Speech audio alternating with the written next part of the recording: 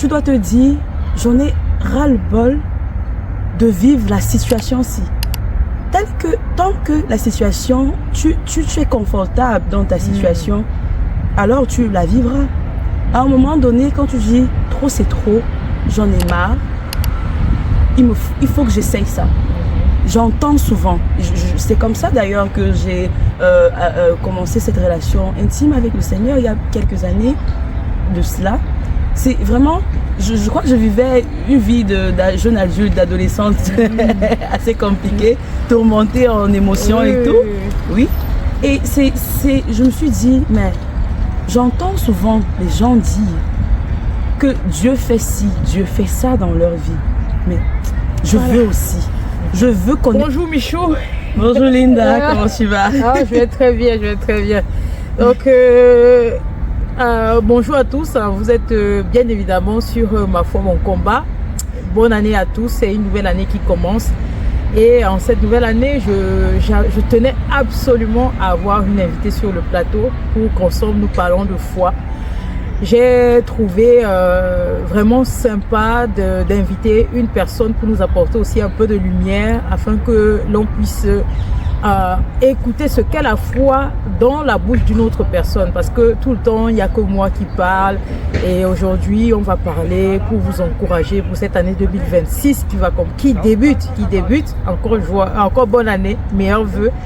Et on va échanger sur les problématiques de foi, des gens qui doutent, pourquoi les gens perdent la foi. On va peut-être prendre des exemples sur nous. Donc l'essentiel pour cette vidéo, c'est vraiment de booster les uns les autres afin de démarrer une année 2026 sous de bons auspices. Donc je ne sais pas si j'ai été claire. Oui, très bien. Voilà. Très bien. Et pour ça, je vous assure, il fait froid. Donc me sens gênée. Je ne sais pas. Donc j'aimerais qu'on réponde vraiment à beaucoup d'interrogations, vraiment pour booster ces personnes-là qui perdent la foi, redonner la flamme et que certaines personnes comprennent pourquoi leur foi vacille, quoi. Pourquoi leur foi vacille. Moi, lorsque j'ai mis en place cette chaîne, c'est parce que j'ai eu intérieurement cet appel-là qui me demandait de mettre en place cette chaîne parce que on doit combattre pour maintenir notre foi. Sans la foi, je pense qu'il n'est pas possible de créer quelque chose de concret. Moi, en tout cas, c'est comme ça que moi je vois les choses. Il n'est pas possible de créer quelque chose de concret. Et ce n'est pas parce qu'on court derrière l'argent matin, midi, soir qu'on s'en sortira voilà. Donc, moi, j'aimerais savoir déjà pour toi, c'est quoi la foi? Parce que je n'ai pas envie de monopoliser la parole, sinon on va dire que pourquoi j'ai une invitée sur le plateau. D'accord. La foi pour moi, c'est vraiment s'abandonner. C'est s'abandonner entièrement à Dieu. La foi, c'est, en quelques mots, de ce que j'ai compris de la foi, c'est lâcher prise. Donc, croire entièrement sans restreinte, donc sans te retenir en la parole de Dieu ou en Dieu lui-même. Donc, c'est ce que j'ai compris de ce que c'est la foi. Oui. Donc, vraiment, c'est ça.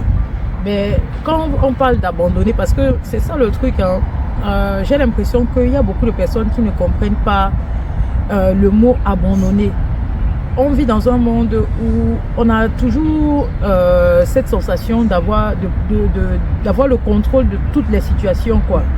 Et je me demande comment on peut faire pour motiver ces personnes-là qui ont cette habitude de vouloir tout contrôler. Parce que quand on dit s'abandonner, il y a beaucoup de personnes qui auront peur. J'ai déjà eu à parler avec des personnes qui me disent « Mais moi j'ai besoin d'avoir un plan, une vision vraiment concrète d'où je vais. Donc je ne peux pas marcher comme ça sans savoir où je vais. Et je ne vois pas comment je vais m'abandonner à un être supérieur qu'on appelle par exemple Dieu, d'autres appellent le Créateur, que je ne vois pas. » Donc c'est un peu ça là. Comment s'abandonner à une personne ou un être qu'on n'a jamais vu. C'est ça le problème des personnes qui n'ont pas la foi.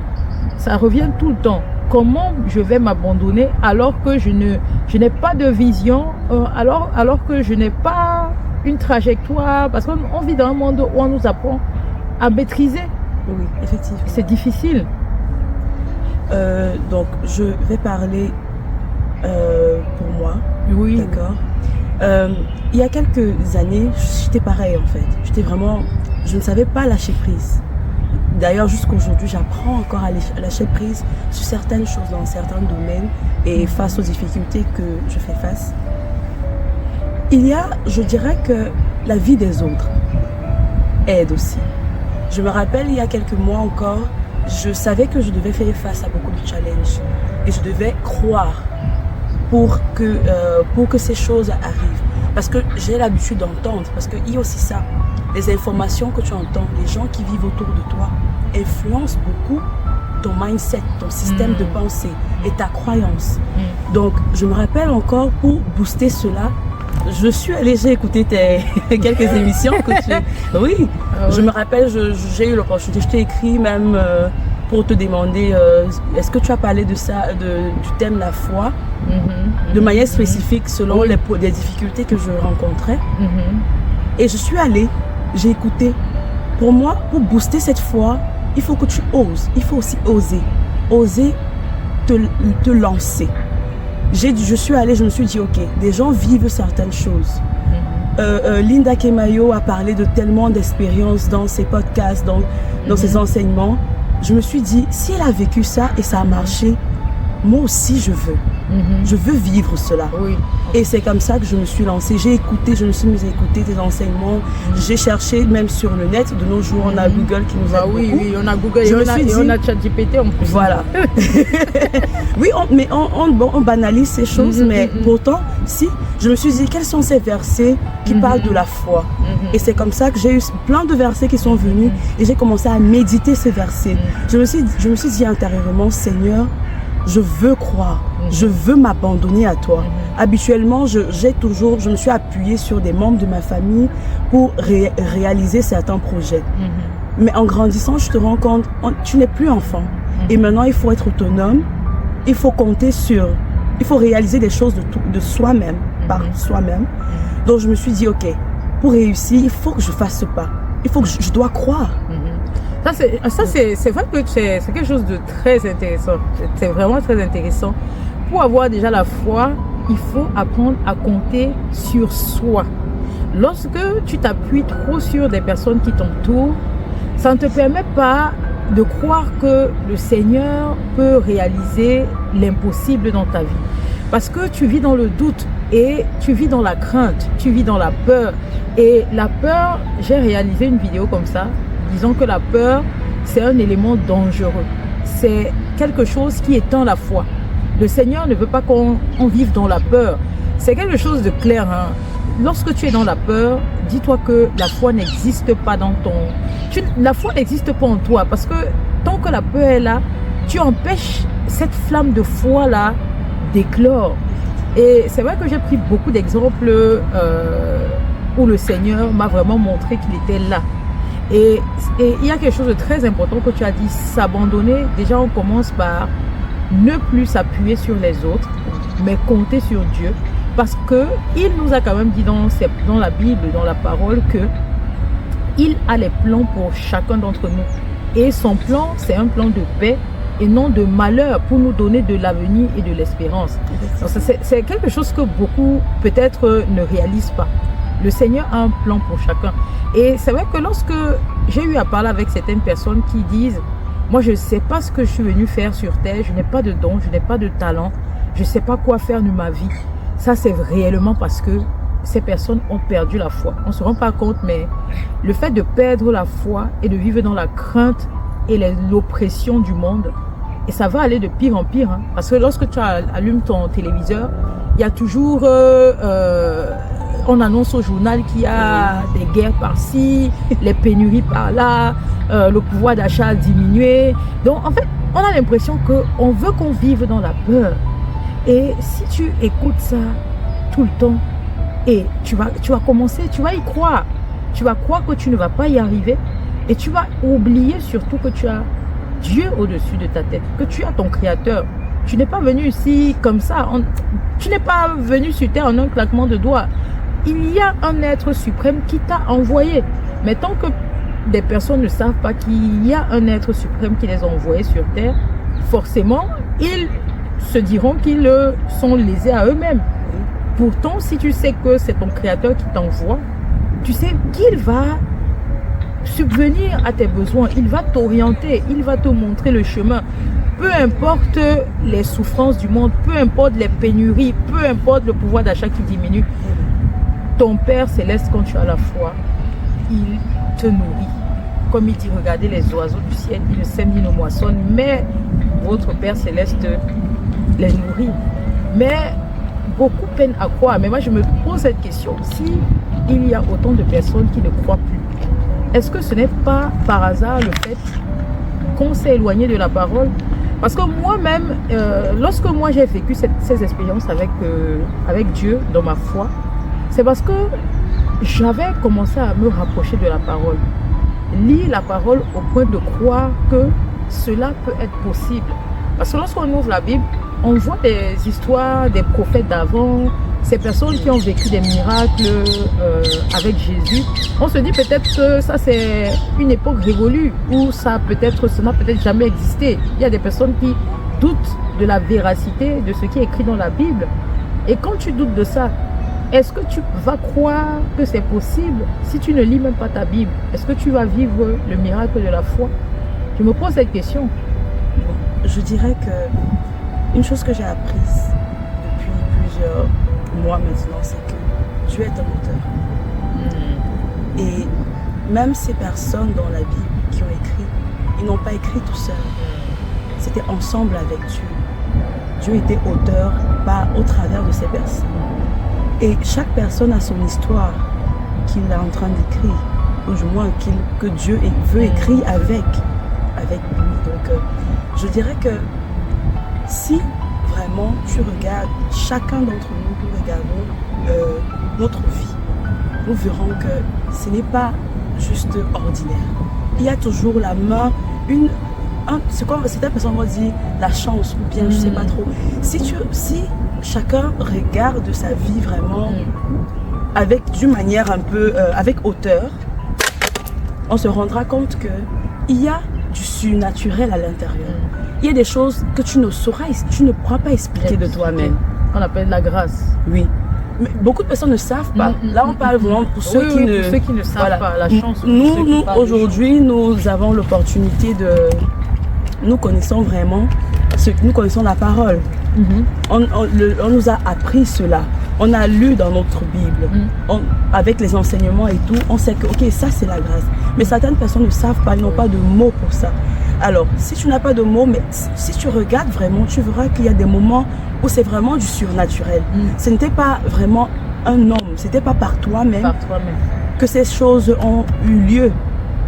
Donc, quand tu parviens à discerner ces choses-là, tu seras honnête, tu verras que vraiment, il y a un être supérieur. Et puis maintenant, dans un autre pan, il y a la relation que tu as avec Dieu. Moi, je dirais que c'est, oui, lire la Bible, mais il y a une relation intime qui compte. Une relation personnelle. Quand tu as cette relation personnelle avec Dieu, ça je sais pas, tu sais que tu n'es jamais seul. Dieu vraiment te parle et parfois c'est lui qui inspire même certains versets que tu lis. Bien sûr. Mais en fait, c'est vrai, hein, moi je comprends pour nous, parce que nous, par exemple, on a eu une éducation chrétienne. On nous a appris à aimer Dieu très très jeune. On nous a toujours dit que c'est lui qui pourvoit, c'est lui qui donne la direction. Nous sommes nés comme ça et très tôt, on a recherché le chemin de Dieu. On a toujours cherché à voir comment Dieu, à savoir et à comprendre comment Dieu intervenait dans nos vies. Mais il y a beaucoup qui n'ont pas vécu ainsi. Il y a d'autres qui sont nés, on n'a pas parlé, on ne les a pas parlé de Dieu. Et donc du coup, ils ne savent même pas, lorsque Dieu agit dans leur vie, ils ne sont même pas au courant que c'est Dieu. Donc ils ne savent pas. Et comment créer ce lien? Parce que c'est ça en fait. Dernièrement, il y a un monsieur comme ça qui me parlait. Et il m'a dit, parce qu'on lui avait recommandé d'écouter ma chaîne, de foi, il m'a concrètement dit que lui, il a l'impression que sa foi vacille. Il se disait qu'il ne sait plus s'il avait réellement la foi. Il s'est laissé embourber dans ce monde, tu vois, quand tu vis avec des personnes qui ne croient plus, l'environnement, ces personnes qui te disent que vraiment ce n'est pas Dieu qui pourvoit, c'est pas tes propres forces, c'est ton intelligence, alors que Dieu te demande en toute chose, il faut rendre grâce, même dans ce que tu manges, dans tout ce que tu fais au quotidien, même les plus petites choses de la vie, il faut rendre grâce parce que c'est lui qui te donne cela, c'est un cadeau. Même quand tu te lèves le matin, tu respires, c'est un cadeau, c'est une grâce, tout est grâce. Mais il y a des personnes qui se disent non, moi j'ai appris par mon entourage que tout ce que j'ai, c'est par moi-même, c'est par mes propres forces. Donc ils n'ont pas appris à tisser ce lien-là. Et cette personne-là justement me disait ça, que comment faire dans cette réalité où on se dit que tout ce qu'on fait, c'est par notre intelligence, par ce qu'on peut travailler de nous-mêmes. Comment faire donc pour avoir ce lien-là, pour tisser? Donc moi, je lui ai demandé de commencer à lire la Bible. Parce que moi, pour quelqu'un qui n'a pas eu d'éducation, dans le sens où on te dit, apprends à chercher Dieu, c'est Dieu qui te donne à manger, c'est lui qui te protège, forcément, tu ne sauras pas créer un lien. C'est compliqué. Oui, tu ne sauras pas créer un lien. Et moi, c'est pour ça que je dis, est-ce que, voilà, lire la Bible déjà, ce n'est pas un grand pas? Effectivement, lire la Bible, c'est un grand pas. Mais comme tu as dit, il y a certaines personnes, ça ne leur viendra même pas en tête de lire la Bible. Parce qu'ils ont grandi dans un environnement qu'ils n'ont même pas entendu. En fait, pour eux, la Bible, c'est un truc religieux pour certaines personnes. Oui. Parce qu'il y a aussi le Coran. J'ai rencontré des personnes qui n'oseraient jamais même prendre la Bible. Et dans ces cas-là, je dirais que là, c'est notre responsabilité en tant que chrétien. Dans quel sens? C'est la force du bruit. Nous sommes dans un monde où il y a tellement de choses, tu l'as si bien dit toi-même. Il y a des informations qui vont à la vitesse de la lumière. Tel problème, la guerre ici, telle personne a fait ci, telle personne a fait ça, tel pays, etc., etc. Il y a tellement... Et c'est comme des flèches. Ça tue l'espoir en beaucoup de personnes. Et même ceux qui ne connaissent même pas, qui n'ont jamais entendu les histoires des gens qui ont vécu la foi, oui. ont ces problèmes. Ça va éteindre même la lueur d'espoir qui existe. Alors notre rôle en tant que chrétiens qui ont déjà cru, c'est de faire plus de bruit. Pas juste du bruit crié, non. Mais exactement comme par exemple ta chaîne, j'encourage d'ailleurs, c'est de publier, de parler de sa foi, de ne pas se taire. Parce que plus on se tait, ça prouve que, en fait, c'est comme si Dieu n'existait pas. Oui, on se rend compte. Oui, effectivement. Il y a tellement de choses, même pour nous-mêmes. Je crois que même toi, il y a des fois, tu as des doutes. Oui. Avec le contexte, surtout que nous, on vit dans un monde en Europe, on vit en France, un pays laïque. On a tendance à banaliser la foi. Et j'ai déjà eu à travailler avec des personnes dans des entreprises. Lorsque tu entres en entreprise, il y a des personnes qui se disent ma foi c'est personnel. C'est ça parce que beaucoup de chrétiens sont maintenant dans la personnalisation de la foi. Ma foi c'est intime, c'est quelque chose d'intime, je ne la partage pas. Mais avec ça, comment on va faire pour encourager les personnes? Comment on va faire pour faire du bruit? Lorsque dans un monde, lorsqu'on parle de Dieu, on pense on se prend la tête, ou on est supérieur. Parce qu'il y a des personnes qui ont déjà concrètement fait comprendre que lorsque tu parles de Dieu, on a l'impression que tu veux te prendre pour un être supérieur aux autres. Et c'est vraiment, moi, c'est ça qui m'inquiète en fait. Nous sommes dans un monde où beaucoup de personnes veulent intérioriser leur foi. Et moi, je trouve que c'est de l'individualisme. Et c'est justement une des raisons pour lesquelles j'ai mis en place cette chaîne. Mais on se rend même compte que lorsqu'il y a des personnes qui écoutent, des personnes écoutent pour elles, mais elles n'oseraient pas partager. Oui. Et voilà, non. Disons concrètement, elles n'oseraient pas partager. Elles vont écouter, par exemple, cette vidéo, elles vont écouter, ça va parler, c'est vrai, ça va donner une lueur d'espoir à beaucoup, mais beaucoup vont s'arrêter là. Beaucoup vont remercier Dieu, mais basta. Elles ne vont pas se dire, il y a des personnes qui en ont besoin. Nous sommes dans un monde où on ne vit plus par sa foi, on vit par, soi-disant, sa propre intelligence.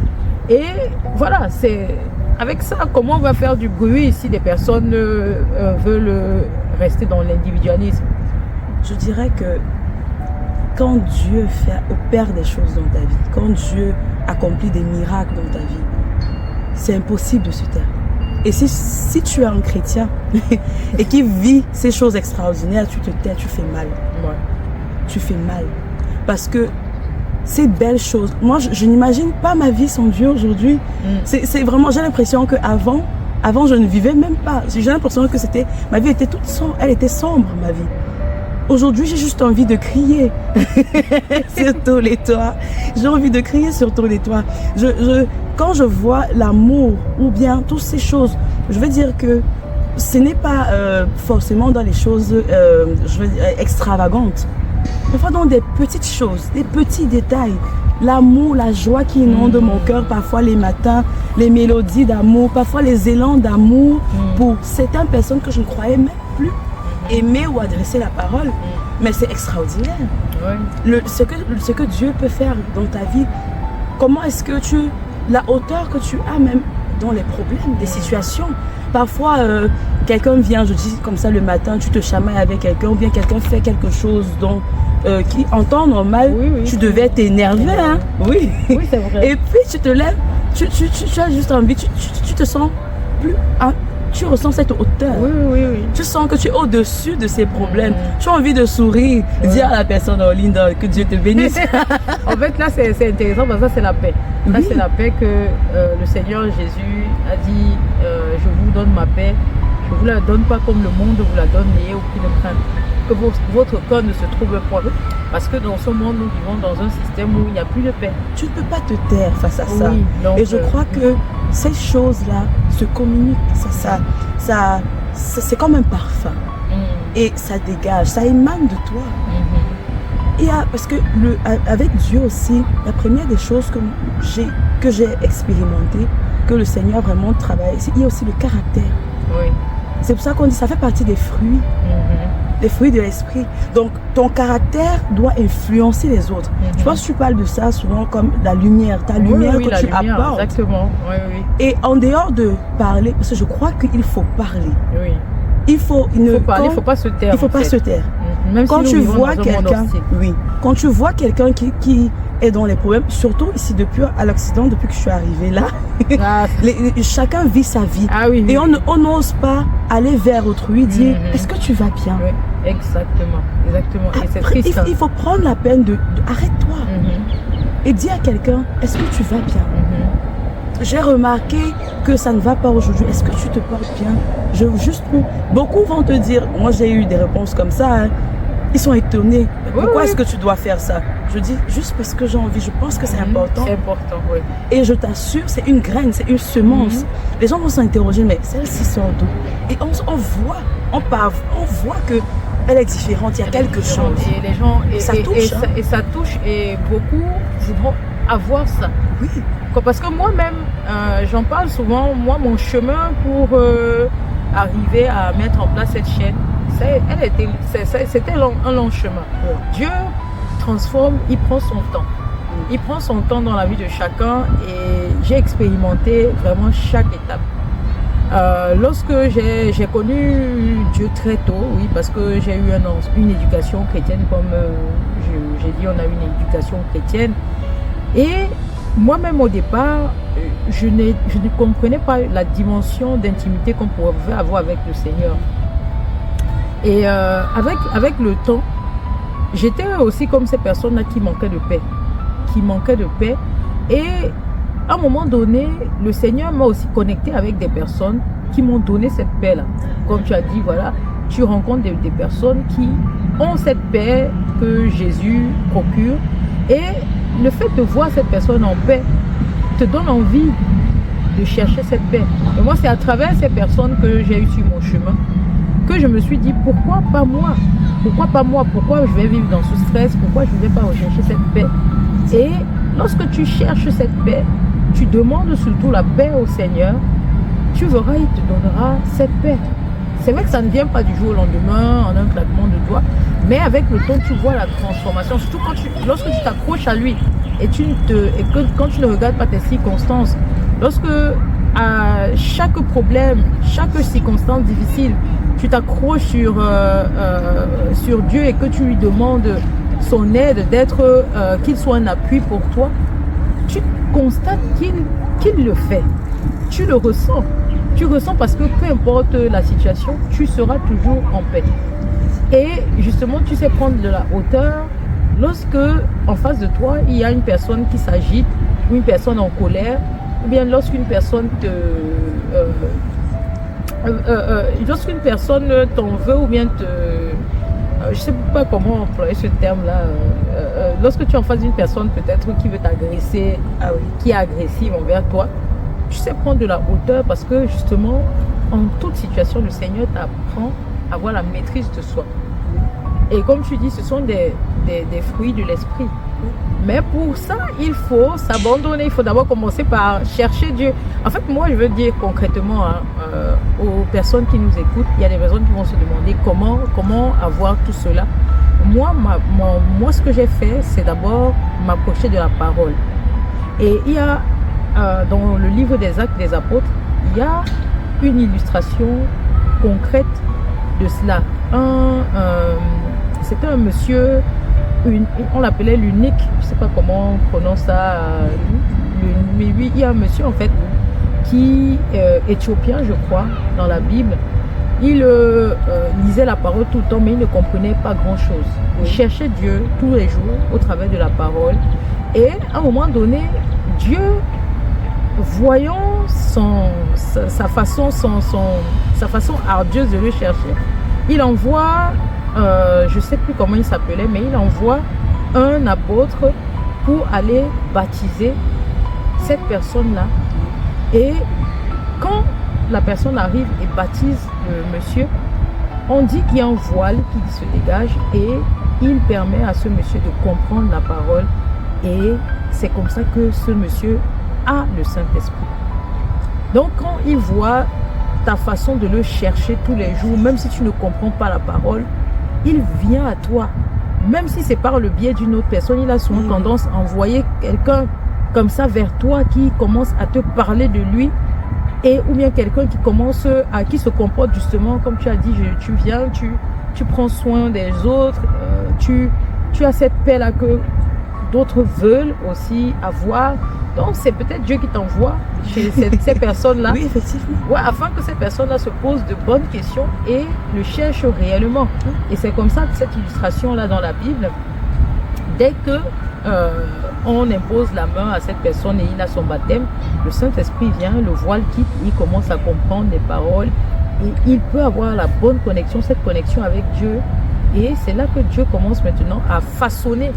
Lorsqu'il arrive à toi avec le Saint-Esprit, il commence à te façonner et petit à petit, il débarrasse ce qu'on appelle les œuvres de la chair et il te donne tout ce que l'Esprit contient. L'Esprit, c'est la maîtrise de soi, la joie, la paix, l'amour. Donc, c'est ça en fait. Mais pour ça, il faut vraiment que le Seigneur te touche avec son Saint-Esprit, quoi, pour avoir cette transformation. Oui, effectivement. Donc, je dirais que c'est un peu comme tout projet, d'accord, que si tu veux, je dirais, il y a quelques temps, j'ai souvent envie de perdre un peu du poids. Et pour ça, je me dis, je prends la décision. Et tu dois prendre cette décision. C'est ainsi. Tu dois te dire, j'en ai ras-le-bol de vivre la situation-ci. Tant que la situation, tu es confortable dans ta situation, alors tu la vivras. À un moment donné, quand tu dis, trop c'est trop, j'en ai marre, il faut que j'essaye ça. J'entends souvent, c'est comme ça d'ailleurs que j'ai commencé cette relation intime avec le Seigneur il y a quelques années de cela. C'est vraiment, je crois que je vivais une vie de jeune adulte, d'adolescente assez compliquée, tourmentée en émotions et tout. Oui. Et je me suis dit, mais j'entends souvent les gens dire que Dieu fait ci, Dieu fait ça dans leur vie. Mais je veux aussi. Je veux connaître sa face. Je veux le connaître aussi. Je veux connaître ce qu'il en pense vis-à-vis de cette situation que je vis. Et je te rassure, parfois la réponse n'est pas évidente. Il ne te répond pas aussi d'une manière calquée. Parce qu'il ne faut pas être... Quand tu t'abandonnes, tu ne viens pas avec... Ne te dis pas qu'il va te répondre exactement comme tu penses. C'est vraiment... Ouvre-toi, laisse-toi aller. C'est vraiment lâcher prise. Et tu verras, quand tu prends la décision, tu dis, Seigneur, voici la situation. J'ai essayé. Tant que tu te dis, j'essaye. Tant que tu crois que tu as encore un plan B, ça veut dire que tu n'as pas encore lâché prise. Lâcher prise, c'est vraiment, tu te dis, je ne sais même plus où mettre ma tête par rapport à cette situation. Et pour cela, j'entends, tu fais souvent, fais aussi ma part. Je veux aussi expérimenter quelque chose. Je veux voir une solution. J'aimerais vivre cette chose avec toi, cette expérience. Aide-moi à traverser cela. Quand tu lâches prise, tu prends cette décision, je te dis, ok, on dit c'est comme un plongeon, tu te lances dans le bain. Et puis, tu te laisses aller et je t'assure que la suite sera extraordinaire. Mais est-ce qu'il faut vraiment être seulement parce que justement, un jour, je discutais avec des amis et ils sont un peu dubitatifs sur justement la foi. Et ce sont des personnes en mon parti qui ont des moyens financiers. Et du coup, ces personnes, moi j'ai constaté qui ont des moyens financiers, pensent que le Seigneur n'est pas quelque chose d'essentiel dans leur vie. Parce qu'ils ont ce qu'il faut et même en abondance, quoi. Et ils oublient que ça, ce sont des faveurs que le Seigneur accorde. Parce que tu peux être riche aujourd'hui, mais très pauvre demain. Et justement, lorsque j'expliquais ma relation avec le Seigneur et ma foi, ces personnes m'ont dit, mais pourquoi le Seigneur agit seulement dans la vie de certaines personnes qui sont dans le désespoir? Donc, des personnes sont à penser que le Seigneur agit uniquement lorsque tu es dans le besoin, dans le désespoir. C'est là que tu as la relation avec le Seigneur. Est-ce que c'est vraiment ça en fait? Est-ce qu'il faut être dans le désespoir pour avoir une relation avec le Seigneur? Bon, ça dépend d'abord de ce que tu appelles désespoir. Parce que beaucoup... Désespoir financier, à cause des problèmes financiers. En fait, tu vas constater que beaucoup de personnes, disons-nous la vérité, beaucoup de personnes, surtout de nos jours, et j'ai fait une vidéo sur le sujet, cherchent le Seigneur parce qu'ils sont dans le désespoir financier. Beaucoup vont chercher le Seigneur parce qu'ils veulent une maison. Beaucoup cherchent le Seigneur parce qu'ils veulent avoir un travail. Beaucoup vont chercher le Seigneur parce qu'ils veulent quelque chose de concret, un mariage, disons-le. En fait, beaucoup cherchent le Seigneur pour avoir une vie confortable. Mais dès que tu as cette vie confortable, allez, c'est bon, tu lâches ta vie de prière parce que le Seigneur t'a béni et demain tu l'oublies. Mais à un moment donné, lorsque tu es encore dans la souffrance, tu reviens. Mais le Seigneur aussi, imaginons, c'est comme un ami. C'est un ami qui a besoin d'avoir une relation durable avec une personne solide. Et c'est un ami qui a besoin d'échanger avec toi. Il n'a pas besoin uniquement que tu viennes à lui lorsque tu es dans la faiblesse, lorsque tu manques de quelque chose.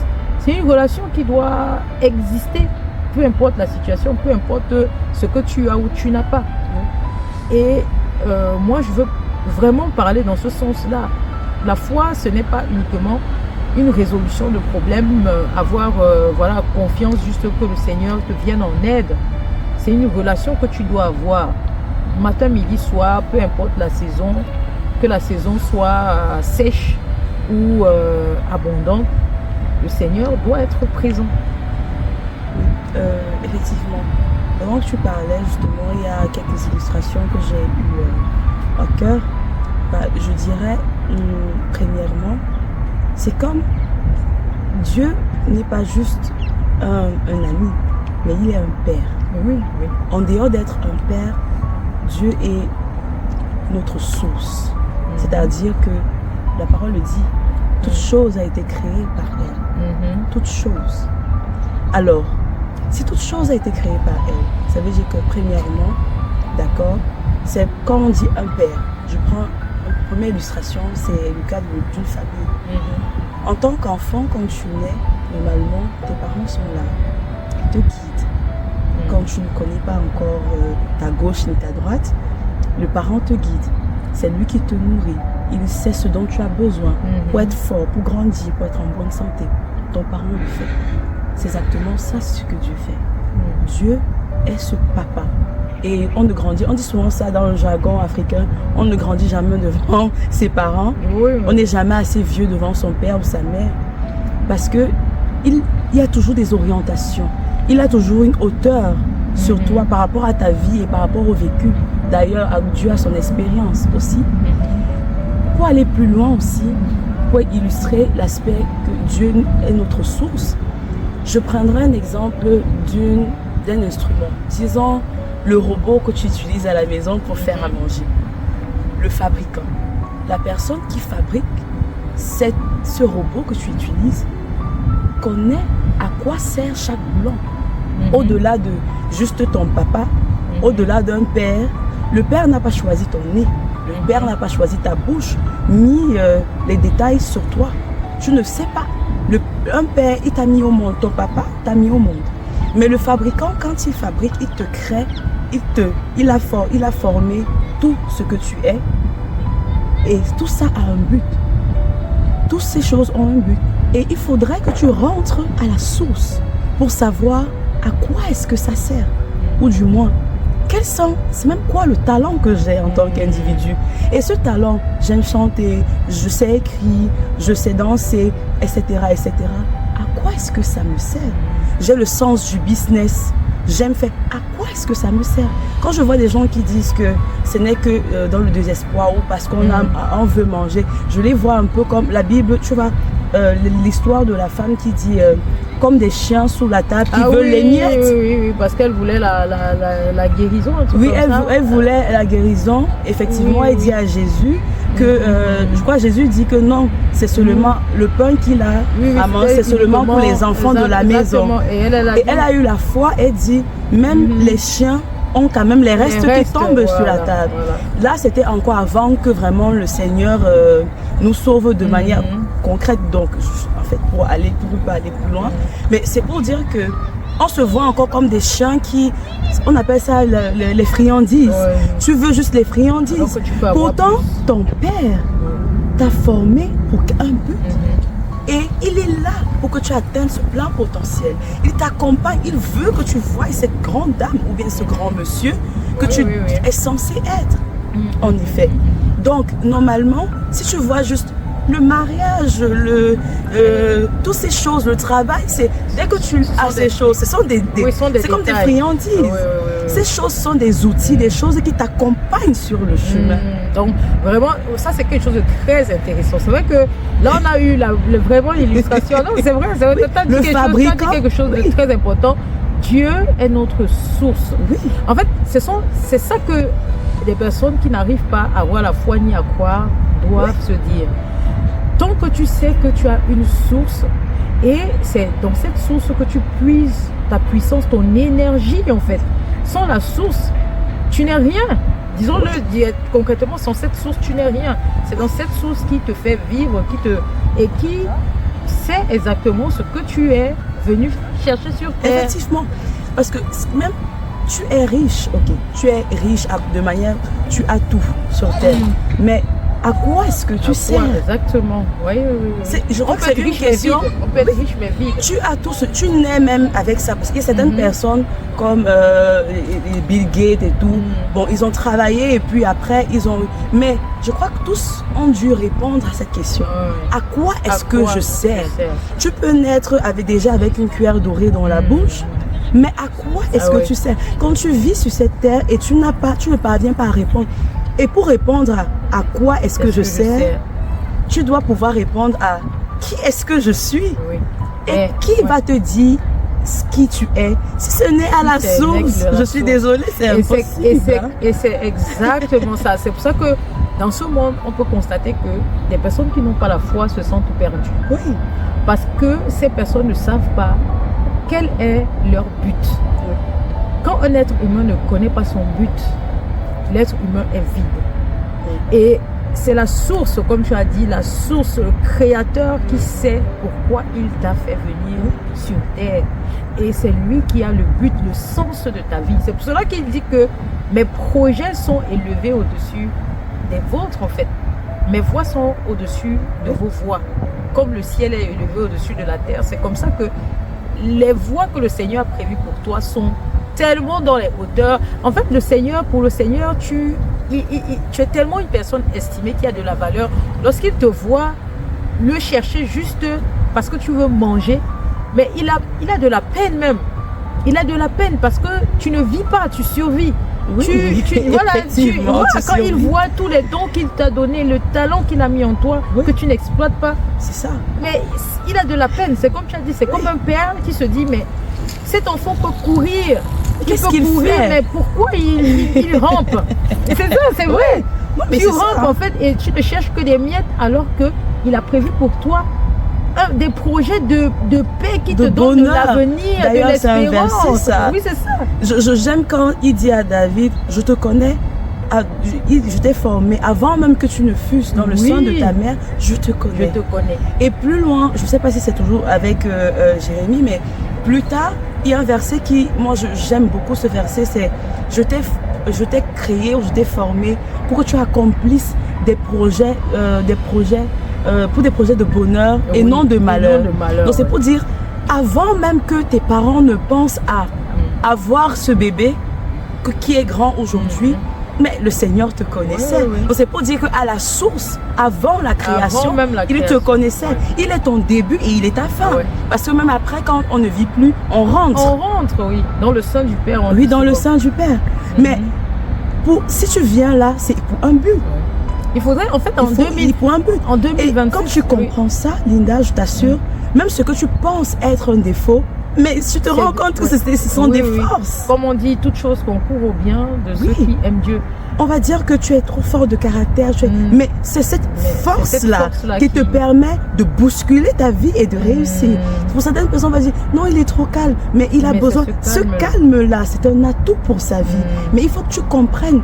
Il faut que tu ailles à la rencontre de qui je suis. Il ne faut pas écouter le monde te juger. Il faut laisser le Seigneur te montrer qui tu es. Exactement. Franchement, c'est très important. Et tu vas voir que ça, c'est une réponse à toutes ces personnes-là qui ont perdu l'estime d'eux-mêmes. Parce que nous sommes dans un monde où on veut toujours qu'on ressemble à d'autres personnes. On veut, lorsque tu vois souvent l'exemple des parents, lorsqu'ils ont plusieurs enfants, ils vont dire à l'autre, pourquoi tu n'es pas comme tel? Et c'est frustrant. Tu grandis dans un univers où on te compare tout le temps. Même lorsque tu vas à l'école, on dit pourquoi tu n'es pas bon en maths, pourquoi tu n'es pas bon en français. Pourtant, tu as un talent et un don que le Seigneur a mis en toi pour que tu puisses accomplir quelque chose de particulier. Nous sommes des êtres à part entière. Et nous avons cette lumière-là que le Seigneur veut justement mettre au-dessus. Il a dit on ne met pas la lumière sous le boisseau, mais sur une table pour qu'elle est claire. Nous sommes des lumières. Et lorsqu'on sait ça, lorsqu'on sait que nous sommes amenés à faire quelque chose de concret, à réaliser, grâce à ce que le Seigneur a mis en chacun, que ce soit ces qualités-là que les gens te disent peut-être que ça n'a pas de sens, ou tes défauts qui t'ont créé des soucis tout au long de ta vie parce qu'on t'a comparé. Il faut savoir que tout cela, ce sont des forces, elles serviront à quelque chose si tu connais qui tu es. Et vraiment, moi, c'est ça en 2026. Moi, j'aimerais que des personnes qui nous écoutent se posent cette question. Qui suis-je? Qui suis-je et qu'est-ce que je dois accomplir? Quel est le but de ma vie? Et lorsque tu te poses cette question, tu vas à la source. Et la source, c'est qui? C'est Dieu. La source, c'est le Créateur. C'est Jésus-Christ. Et lorsque tu demandes cela à Jésus-Christ, il te révèle ton identité. Effectivement. Il te révèle ton identité et il te conduit. Et tu vas réaliser qu'il a mis des dons en toi. Et si tu marches avec lui tous les jours, il va t'apprendre à travailler dessus. Et tu vas travailler sur ça et au fur et à mesure, il va tellement polir ça qu'il va te donner maintenant la direction pour pouvoir utiliser ces dons et ces talents-là. Et c'est comme ça que le monde va commencer à dire, mais waouh, c'est qui cette personne? Alors que c'est ça en fait, c'est la dimension que le Seigneur veut donner à chacun d'entre nous. Mais si on ne se rapproche pas de cette source-là, on va penser que nous sommes justement venus sur ce monde, que nous sommes venus ici que pour souffrir, que pour courir après l'argent, payer les factures. Non, mais c'est vrai. Lorsqu'on vit, on se dit, on paye les factures, comme on dit ici en Europe, métro, boulot, dodo. Oui. Mais c'est triste de dire ça. Tu te rends compte qu'on a des phrases qu'on nous met dans l'esprit, on prononce tous les jours, et notre vie se limite à ça. Parce que la parole a un poids. Pour nous tous, la parole a un poids. Lorsque tu te dis, ma vie c'est métro, boulot, dodo, en fait, ton esprit va calquer ça et ta vie va devenir métro, boulot, dodo. Et finalement, tu vas réaliser quoi? C'est très dommage, hein, c'est très dommage. Tu vois, nous sommes dans un monde où nous sommes limités. Et je vois encore, il y a plein de personnes, je dirais, il y a des personnes qui ont des problèmes. Il y a tellement de petits soucis que tu peux avoir dans ta vie. Quand tu regardes ta personne, quand tu ne sais pas qui tu es, vraiment, tu as des soucis comme, je ne sais pas, tu te poses tellement de questions. Pourquoi je suis comme ça? Je sais même pas, moi je suis compliquée. Pourquoi il y a telle chose que je fais? Mais pourquoi est-ce que je suis? Et telle personne est comme ça, j'admire. Tu admires une autre personne, tandis que toi, mais tu es un système de potentiel. Tu es plus qu'une solution pour ce monde. Il y a tellement de choses. Quand on est focalisé sur le travail, seulement ma famille, juste l'égocentrisme. Quand tu es focus sur je cherche ce que je veux manger, ce que mon enfant veut, ce que ma famille veut, tu es calqué, tu es limité comme ça. Pourtant le monde c'est très grand, le monde. Il y a des choses, tu es appelé à accomplir des choses. On se plaint de tellement de choses sur cette terre, pourtant Dieu nous a suscité pour résoudre, pour être une solution à ces problèmes sur la terre. On aime souvent prier il y a cette prière on dit souvent que ta volonté soit faite sur la terre comme au ciel. Mais la volonté de Dieu se fait sur la terre comme au ciel. Comment? C'est au travers, c'est par l'homme. Dieu ne va pas atterrir sur la terre de manière physique. D'ailleurs, il a fait au travers de Jésus. Mais après, il est passé. Mais le truc, c'est qu'il faut que les gens se disent, Jésus venait pour nous apporter quoi? Justement, Jésus est venu pour nous sauver. Le but, c'était de nous sauver du péché. En dehors de ça, aller plus loin, restaurer cette âme, ce qui était brisé en nous. Restaurer la conscience qu'on a de Dieu. Parce que avec la chute d'Adam, il y a eu une distorsion. Il y a eu ce pont, cette rupture entre Dieu et l'homme. Et Jésus est venu fermer cela et nous unir encore ensemble avec Dieu. Donc quand tu comprends cela, aujourd'hui c'est pour ça qu'on dit Dieu en nous, Dieu en toi. Mais pour vivre tout ça, justement il faut nous a montré qu'il faut avoir la foi. Oui, justement parce que c'est ça notre... Voilà, c'est ça. Il faut que tu acceptes. Le carburant. Il faut que tu crois. Si tu ne crois pas, ça peut être des fables. Tant que tu entends, tant que tu ne décides pas, tu ne crois pas, tu dis oui, je crois en ça.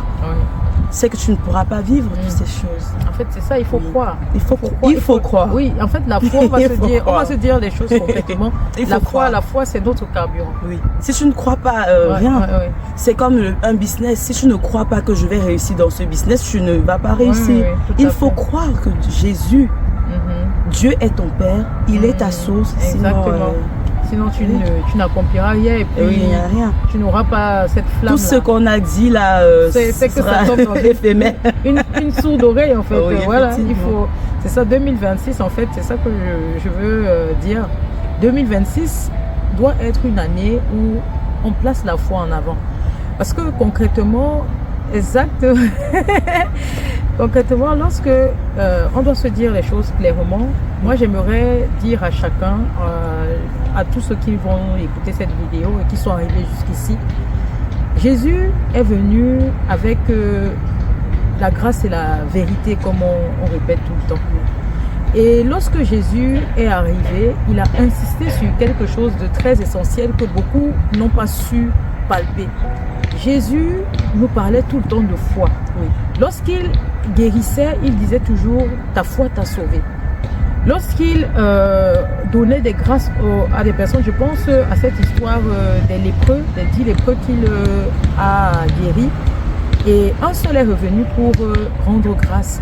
Et Jésus a dit, va, ta foi t'a sauvé. Il a toujours insisté sur ça. Il a dit, lorsque tu as la foi comme un petit grain de moutarde, tu accompliras des choses même plus grandes que lui-même, le Seigneur. Il a dit ça aux disciples. Il s'adressait à nous. Que si nous avons la foi plus grande que le grain, il a dit le grain de moutarde, plus petite même que ce grain de moutarde, on accomplirait des choses plus grandioses que lui-même, le Seigneur. C'est pour nous donner la dimension auquel il veut nous faire atterrir, en fait. Il veut nous élever à une dimension que vraiment, quand tu vois la limitation je sais pas, quand on se donne, on se dit, mais vraiment, il y a très peu de personnes qui vivent cette expérience-là avec le Seigneur. Et lorsque tu lis la Bible, parce que moi, vraiment, pour mettre en place cette chaîne, j'ai dû me rapprocher vraiment de la parole. Et c'est là que moi-même, je me suis dit, ma vie d'avant était limitée. Parce que je n'avais pas la vérité. C'est pour cela que moi, je demande beaucoup à des personnes qui me suivent, qui me demandent comment faire pour avoir la foi, de lire la parole. Parce qu'en la parole, j'ai appris tellement de choses. Et le Seigneur, j'ai eu l'impression qu'il m'a ouvert les yeux. Il m'a enlevé le voile, comme on dit. Il m'a enlevé le voile. Et il y a des choses que je comprends. Lorsque je regarde autour de moi, je me dis, c'est incroyable comment le monde est plongé dans les ténèbres. Et quand la parole, que tu comprendras tellement de choses que le Saint-Esprit va t'enseigner. Il va t'ouvrir les yeux, il va te montrer comment vivre la grâce tous les jours de ta vie, comment la foi peut te sortir des situations inimaginables, comment avec cela il va te révéler, parce que le plus important c'est là, il va te révéler ton identité. C'est pour cela que Jésus-Christ disait que le Saint-Esprit va venir t'annoncer la vérité, ce qu'il a entendu de toi venant du Père. Parce que tu es quelqu'un de grand. Pour le Seigneur, tu es un instrument puissant, comme il a dit à Paul. Paul est un instrument puissant. Lorsque le monde voyait Paul comme le persécuteur, le Seigneur a dit, Paul est un instrument puissant. Et toi qui m'écoutes, toi qui nous écoutes aujourd'hui, tu es un instrument puissant. Mais quel instrument es-tu? C'est ce qu'il faut chercher en 2026. Parce que moi, je peux dire que ma plus belle année, c'était l'année 2025 parce que le Seigneur m'a révélé mon identité. Et il me l'a révélé parce que je l'ai cherché, parce que j'ai créé le lien, parce que j'ai lu ça. J'ai lu la Bible de fond en comble. C'est vrai que je n'ai pas encore tout lu, mais j'ai lu, vraiment, j'ai pratiquement terminé le Nouveau Testament et j'ai tellement appris. Et pour apprendre même, je me suis coupée des distractions. Parce que le Seigneur, il aime le silence. Il aime qu'on soit en connexion, vraiment en réelle connexion avec lui. Donc, parfois, il faut se couper du bruit. Parfois, même lorsque le Seigneur va vouloir te montrer ton identité, il va te retirer du bruit. Il va enlever les mauvaises fréquentations. Il va t'éloigner du maximum de perturbations pour que tu puisses écouter le son de sa voix. Parce que le bruit du monde, en ce moment, nous coupe des distractions de la voix du Seigneur. Oui, on ne sait plus discerner la voix du Seigneur. Et même le fait d'écouter 10 000 vidéos en une journée, au final, ce sont des distractions. Ce sont des distractions. Il faut choisir, il faut sélectionner en fonction de ton contexte ou de ce que tu veux. Exactement. Tu vis en ce moment. Oui. Choisis ce qu'il faut. Il y a des moments où je ne suis pas des vidéos. Oui. Et je me concentre sur juste la parole. Exactement. Je lis, je médite, ou bien je me coupe carrément. Même mon téléphone. Bah oui. Les notifications de tous les jours, ce sont des distractions. Ce sont des distractions. Et même lorsque tu te lèves le matin, la première connexion pour vraiment avoir cette connexion divine, pour que le Seigneur puisse vraiment être en toi, comme on dit, Dieu en nous, c'est tu dois commencer ta journée par une méditation. Appeler le Seigneur dans ta journée, demander des révélations, qu'il te guide, qu'il t'oriente.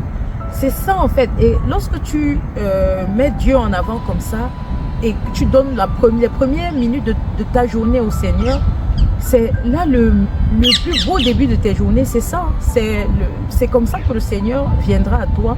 Il te guidera, il te révélera tes dons, tes talents, ton identité et il te montrera le chemin.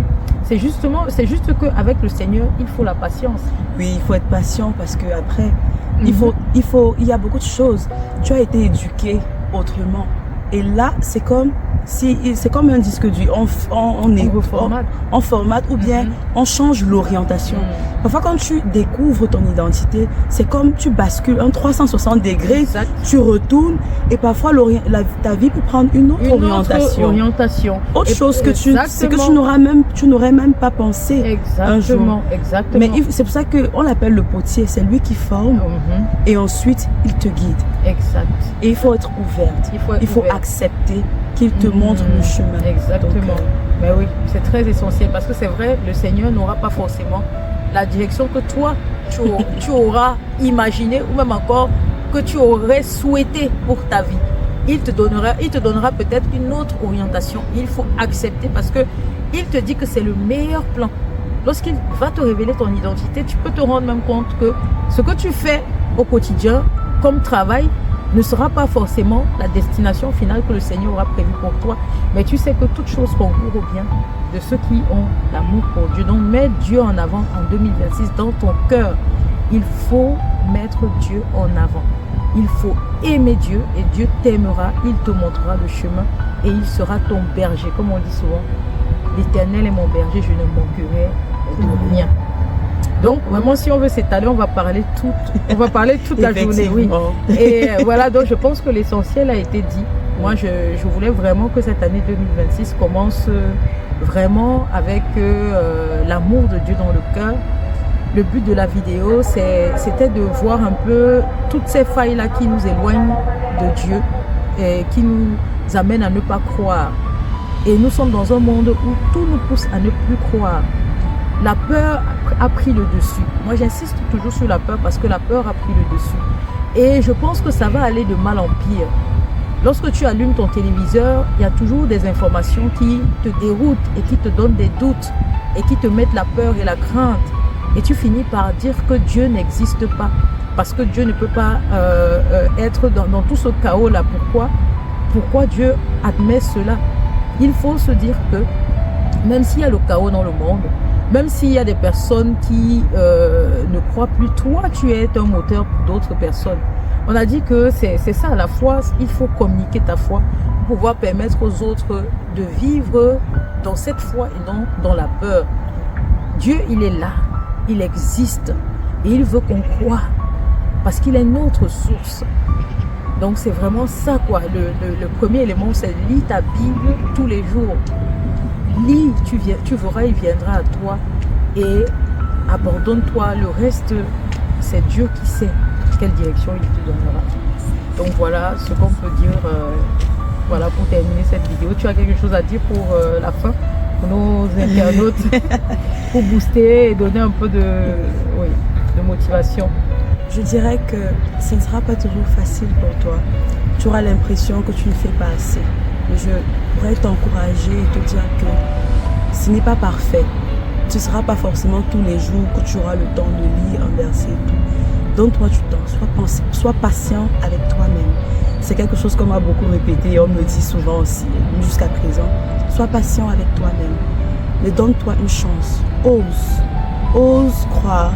Ose t'abandonner à Dieu. Ose chercher qui tu es, savoir qui est cette source, qui est ce Dieu. Et je pourrais te dire que ce sera juste magnifique. Ton parcours, tu ne pourras pas dire le contraire. Tu seras tellement content et la joie va envahir ta journée tous les jours. Ouais. Voilà, allez. Merci Linda. Merci Michou pour cet bel échange. Vraiment, c'était un très bel échange et vraiment, ça nous permet de bien démarrer 2026. Et j'espère t'avoir pour une autre vidéo sur ma foi, mon combat. Bien sûr. Allez, prenez soin de vous et à très bientôt, très prochainement. Et je veux terminer en disant, abonne-toi si ce n'est pas encore le cas. Oui, il faut t'abonner, c'est important pour faire grandir la chaîne. Partage massivement cet enseignement pour booster la foi de ton prochain. Et on se retrouve bien évidemment pour une prochaine session de Ma foi, mon combat.